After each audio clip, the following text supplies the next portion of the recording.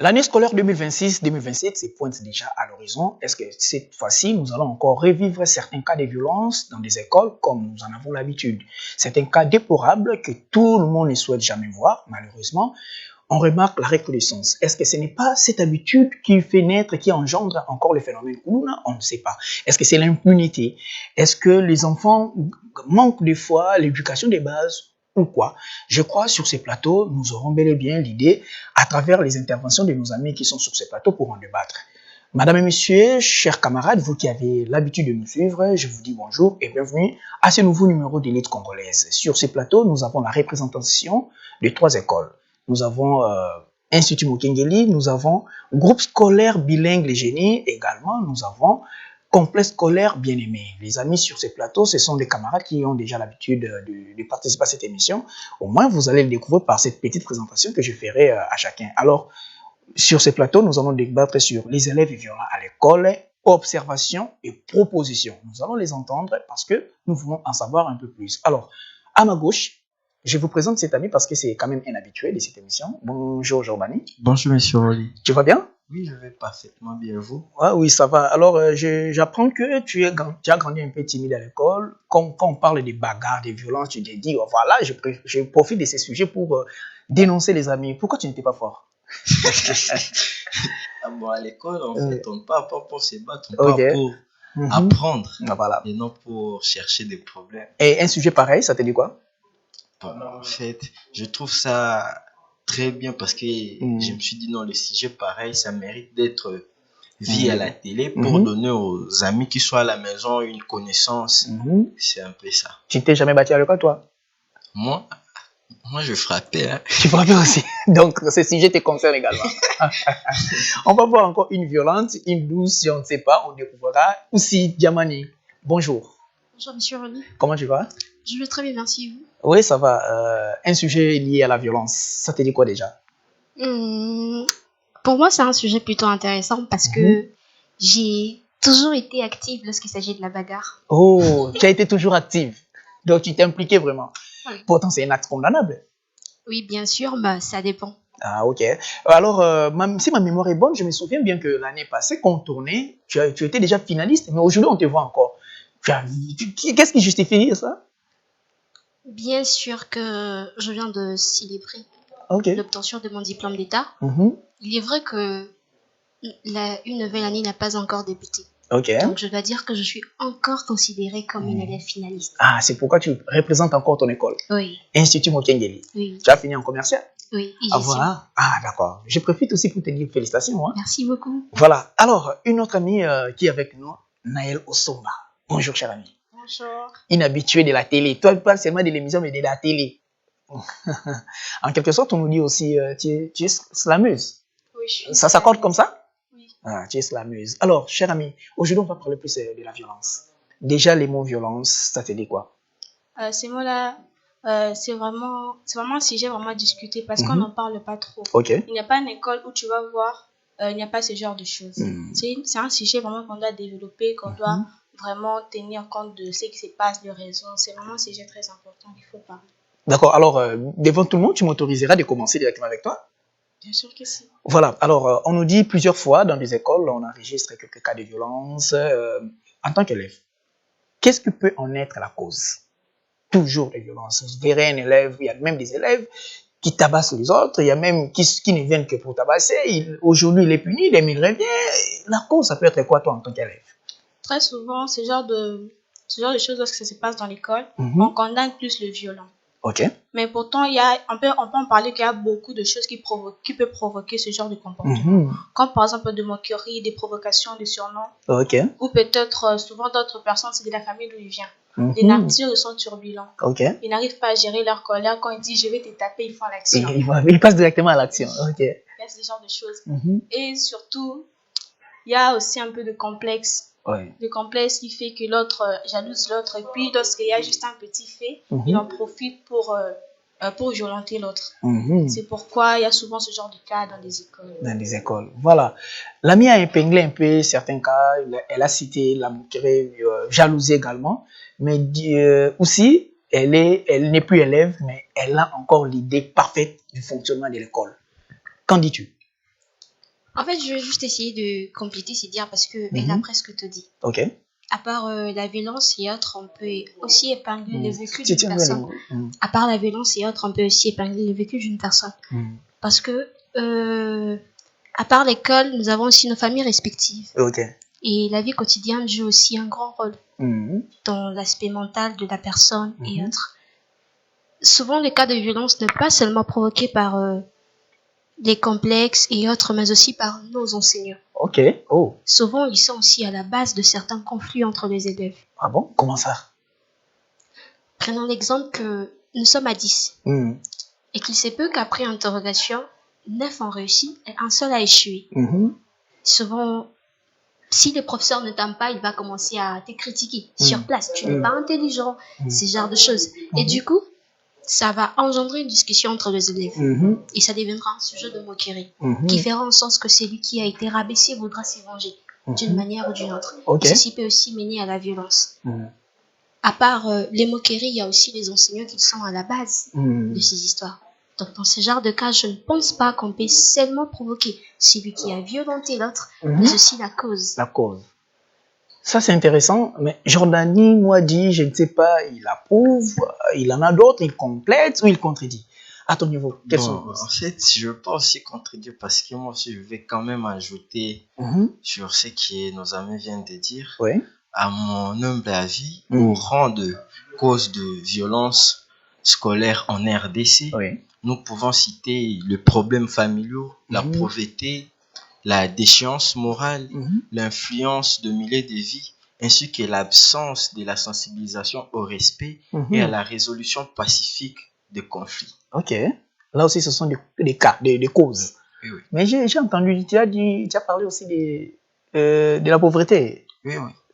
Explique-moi déjà un peu. Dans la pauvreté, quand peut-être moi, je suis d'une famille riche, je viens à l'école, avant de venir, on me donne de l'argent, je peux acheter peut-être 3 biscuits, et puis l'autre, on lui a donné peut-être 1000 francs, il n'a acheté qu'un. Maintenant, quand il va venir, lui, il garde peut-être pour manger à la récré.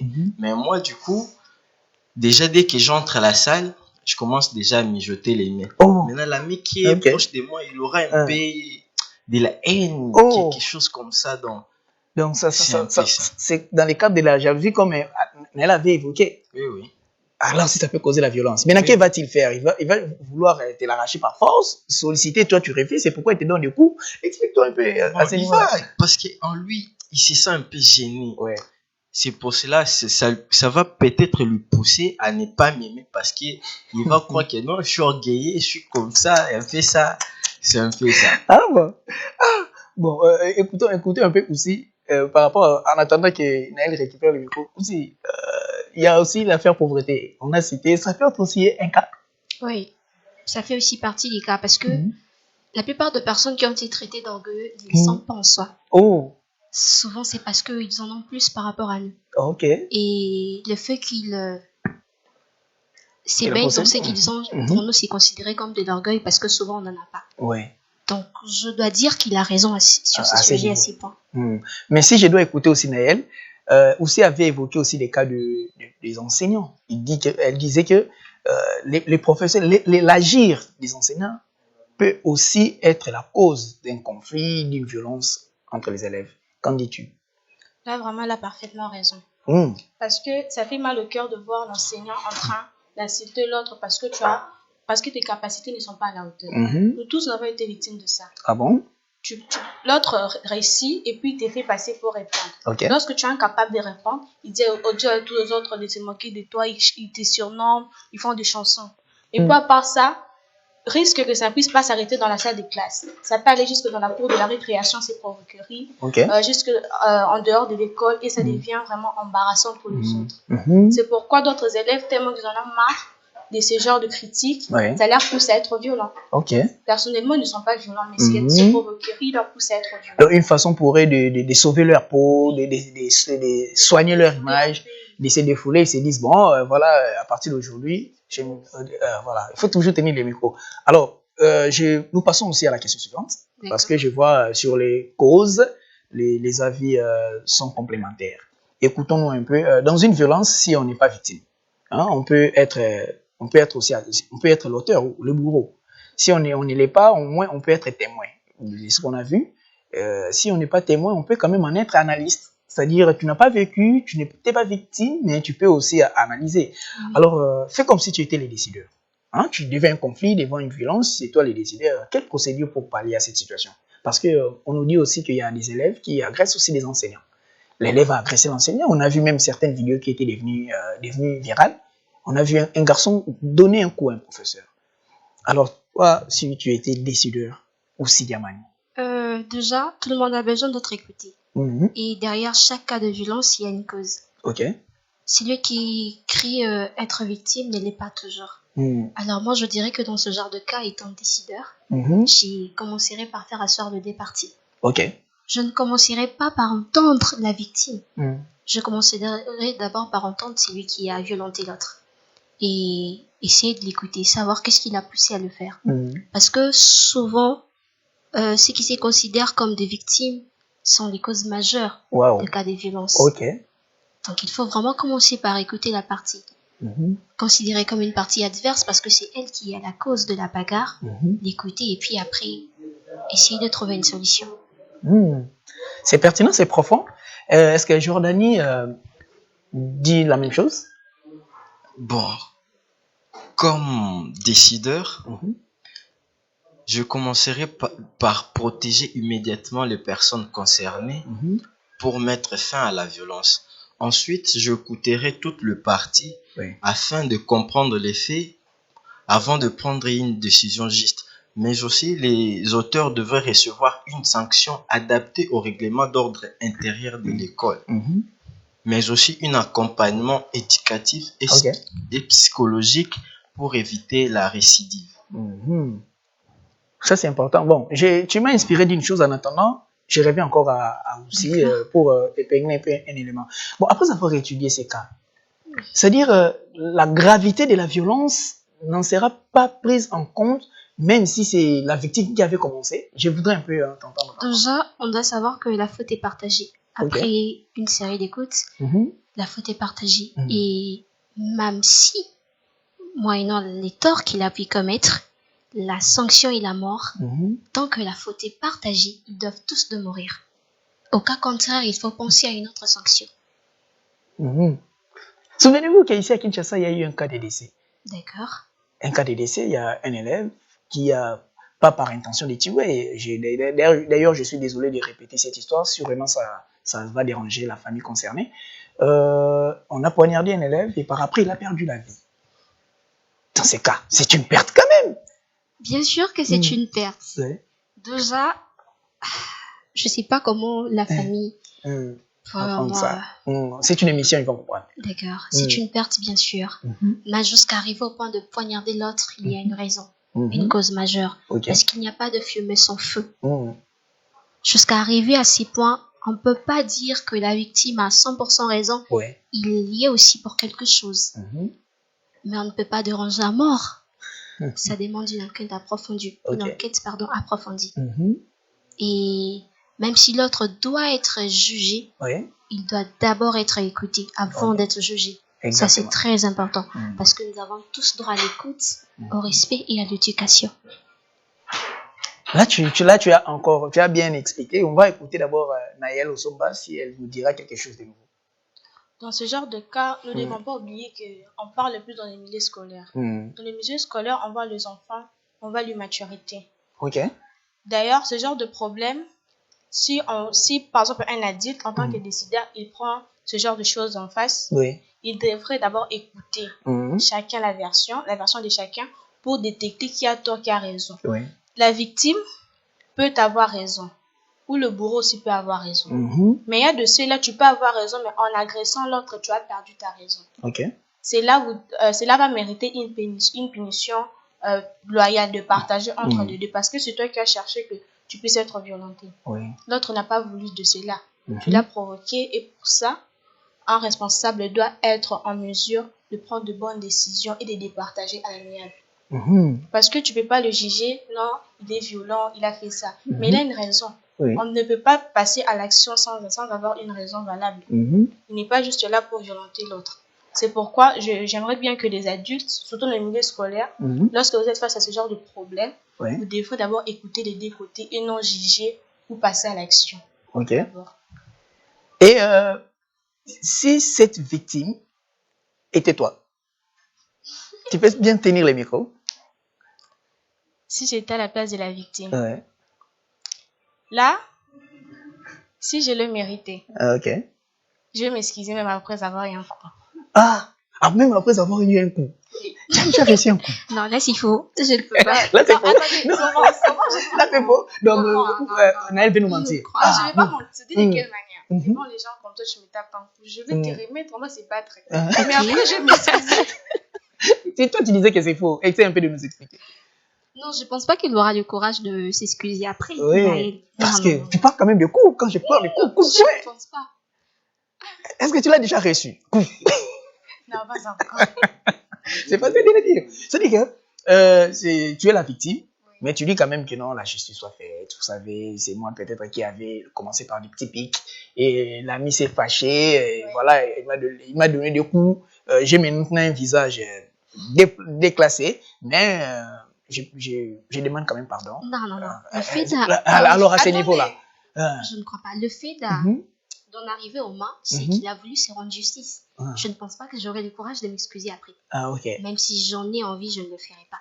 Parce que c'est considéré qu'il s'est rendu justice lui-même. Voilà. Naël, alors, ajoute un élément, Si je sais que j'ai tort, dans mon humble conscience, je vais d'abord me battre.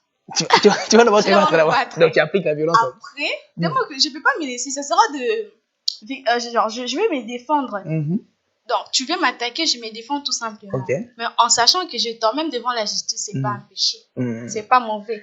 Donc, c'est légitime défense, c'est ce que tu veux nous dire. C'est ça, légitime défense. Je vais d'abord me défendre. C'est vrai que j'ai été provoquée. Mais toi, tu m'as attaqué par les toucher. Moi, peut-être je t'ai provoqué avec mes paroles. Mais toi, tu viens, tu m'attaques en action. Je vais me défendre. Et après, lorsqu'on ira où, je sais pas où, ou même après, je vais m'excuser. Mais pour l'instant. Donc là, on reconnaît que la violence maintenant est appliquée par tout le monde. Par rapport à ces cas. Donc tout le monde est violent. On ne peut pas être toujours violent. Le mot violent, c'est un peu trop fort. C'est juste la c'est comme si c'est un comportement permanent. C'est pas un comportement permanent. C'est un peu esquiver quelque chose. Lorsqu'on vient pour t'attaquer, tu ne peux pas rester là. Qu'une personne vient avec de la violence. Lorsque tu vas esquiver pour le lui rendre, on va dire aussi, toi aussi également, tu es violent. Mais dans ce genre de cas, légitime défense. À Jordanie, 2 filles ont dit légitime défense. Je ne sais pas si toi, garçon, tu te diras, bon, ok, je rejoins seulement les filles, ou à mon niveau, je dirais que, donc, en tant que décideur, il y a quand même une démarche appropriée à faire. Ouais, il y a une démarche. Donc, tout d'abord, je vais écouter tout le monde. Parce que quand on est au tribunal, lui, il a son avocat, moi aussi mon avocat. Les juges est devant nous. Les juges cherchera d'abord à comprendre les faits avant de mettre fin à cette histoire. Donc, il faut maintenant, c'est pourquoi chaque avocat va chercher toujours à avoir raison. Maintenant, c'est les juges qui va déterminer la fin. Je pense que je dois toujours revenir aussi. Mais dis-moi vraiment, toi tu es agressé, mais ta conscience te rappelle que c'est toi qui en étais la cause. Mais l'agression que tu as subie, ça te fait haïr même l'école. Tu savais qu'on est tabassé, on a même honte de repasser sur la même avenue. Maintenant, dis-moi un peu, si c'était toi la victime, tout en reconnaissant que c'était toi le provocateur numéro 1, comment proposerais-tu cette démarche? Bon, moi si c'est moi qui ai provoqué, si on allait au tribunal, je vais chercher un meilleur avocat pour me défendre. Parce que je chercherai toujours à avoir raison. C'est ça. Dans les milieux scolaires, dans les milieux scolaires aussi, quand on ira peut-être chez les directeurs de discipline, je vais m'expliquer et puis je vais toujours chercher à avoir raison. Parce que je vais aussi me laisser prendre par une punition très grave. Donc je suis en face des gens qui, d'un côté, peuvent aussi être des violents. Mais gérons ça un peu. La direction des disciplines existe quand même. La direction des disciplines existe. Dans ces cas, pourquoi en face d'une telle réaction, on préfère réagir vite au lieu d'en faire part à la direction des disciplines? Parce que toi aussi, tu reconnais, tu as vécu dans ce genre de choses depuis ton enfance. La direction de discipline. Je ne pense pas qu'elle adorait. Je ne pense pas qu'elle écoute. Je ne pense pas qu'elle fera quelque chose. Oh, comment ça? Tu sous-estimes une direction mise en place pour pouvoir mettre de l'ordre? Si elle existait réellement, les cas de violence allaient prendre fin depuis. Bon, ok. Déjà, voir et observer que ça fait des décennies. Jusqu'à aujourd'hui, ça prouve qu'elle n'a aucun pouvoir, aucune autorité sur les élèves et autres. Donc moi, je dirais qu'il est préférable de bannir la direction de discipline. Oh, mais à la place, qu'est-ce qu'on en fera? À la place, essayer au moins de mettre des organisations plus compétentes. Ça serait au moins mieux. Parce que la direction de discipline ne tranche pas de manière équitable, équito, mais elle a aussi de partis pris. Il se peut que tu t'es chamaillé avec... il se peut que tu t'es battu ou chamaillé avec l'enfant du promoteur, du préfet. Tu penses vraiment qu'on lui donnera tort? Non, là peut-être non. Il n'aura jamais tort. Non, il aura jamais s'il a tort. Même s'il a tort. L'enfant du préfet? Non. Parce qu'il est venu te dire, nous tous on est élèves. C'est un vécu? Ou c'est une supposition? Ce n'est pas une supposition. Maintenant, si on bannissait peut-être la direction de discipline à la place de la direction de discipline, qu'est-ce que tu vas mettre? Mettons des Parce que lorsqu'on est à la salle, compétentes. la direction de discipline n'est pas là. D'accord. Laisse que les élèves se réagissent eux-mêmes.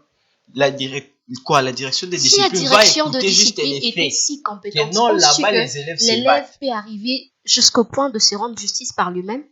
Parce que il a peut-être marre. Parce que moi, tu me provoques déjà que non, tu viens m'agresser. Avant que la direction de discipline puisse intervenir, moi-même, je veux me faire justice. Non, en aucun cas. Et puis, je vais courir pour... Parce que tu veux que les autres puissent m'appeler Semba. En tout cas, on le dit toujours.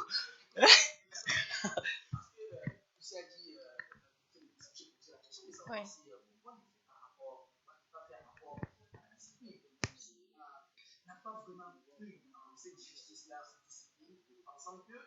Il n'y aura pas vraiment une solution. Voilà pourquoi les enfants se prennent en charge.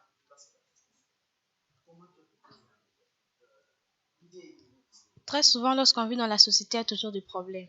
Dans n'importe quel pays, il y a toujours des problèmes. Partout, on trouve il y a de responsables et des disciplines qui prennent ce genre de décisions. Mais lorsque les élèves sont en train de se battre, ils ne sont pas là sur place. La personne qui est sur place et la personne qui a entendu, la réaction sera différente. C'est pourquoi ils font selon ce qu'ils ont entendu. Et selon la loi dont l'établissement fonctionne. Mais c'est pas pour autant qu'on doit la bannir à cause de ça. Si vous avez des autorités disciplinaires qui sont compétentes et qui savent couper le problème à l'amiable, vous n'aurez pas ce genre de problème. C'est pas pour autant que dans votre école que la discipline est coupée. Et c'est pas comme ça. Dans nos écoles, nous, lorsqu'on faisait des partager des problèmes. J'ai connu un cas pareil. Parce que quelqu'un lui entourait de 3, 4, 5, 6 écoles, un truc pareil, si je viens compter. Juste à côté, je ne sais pas si c'est de quelle école. D'accord. Il y a eu un cas dont l'autre a tabassé l'autre à l'école. C'était à l'ensemble de l'école. Et il l'avait blessé. Vu que le garçon est reconnu comme étant le plus grand provocateur, en arrivant à la direction de la discipline, on a tranché qu'il avait tort. Sans chercher à connaître le fait. Vous voyez un peu. Sans vouloir connaître le fait. Les garçons, on l'avait gravement blessé. Il se peut qu'il a perdu 6 dents. 6 dents? 3 au-dessus et 3 en bas. Et puis, on avait presque crevé l'œil. Mais, grâce aux interventions et tout, cela n'a pas pu y arriver. Mais il était gravement blessé. En arrivant à la direction de discipline, on a tranché qu'il avait tort. Et on a blanchi l'autre. Lorsqu'ils sont sortis, il a voulu se rendre justice lui-même. Parce que la direction de discipline n'a pas voulu entendre sa version des faits. On l'a tous accusé. Et en sortant, il s'est vengé.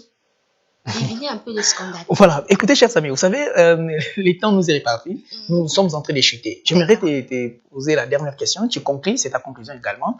Dis-nous un peu, alors, comment faire en amont pour ne pas revivre ces genres de choses? Et ça fera aussi la honte. Voilà.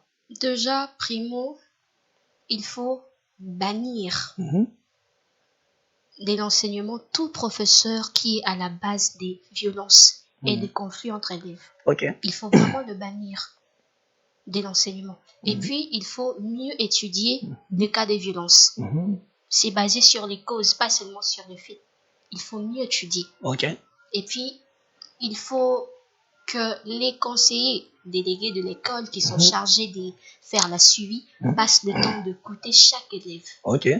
Parce que nous sommes différents. Certains comprennent facilement et d'autres, il faut plus de temps. D'accord.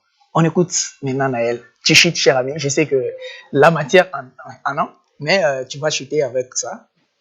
Qu'est-ce qu'on peut faire pour ne plus revivre?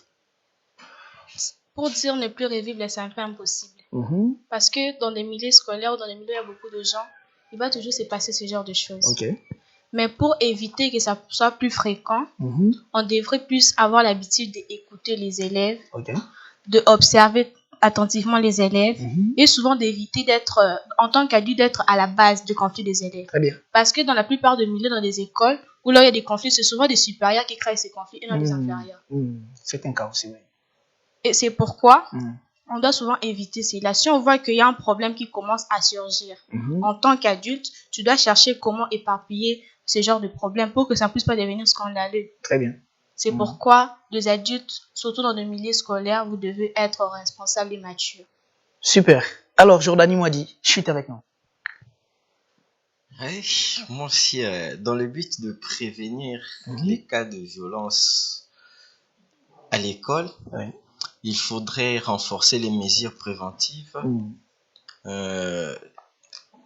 réajuster le rapport enseignant-élève, ainsi que si aussi nos écoles peut-être organiser peut-être de réunions de sensibilisation pour parler peut-être de la violence à l'école, ça serait peut-être mieux pour faire comprendre aux autres que non, dans l'école, les milieux scolaires marchent comme ça, comme ça.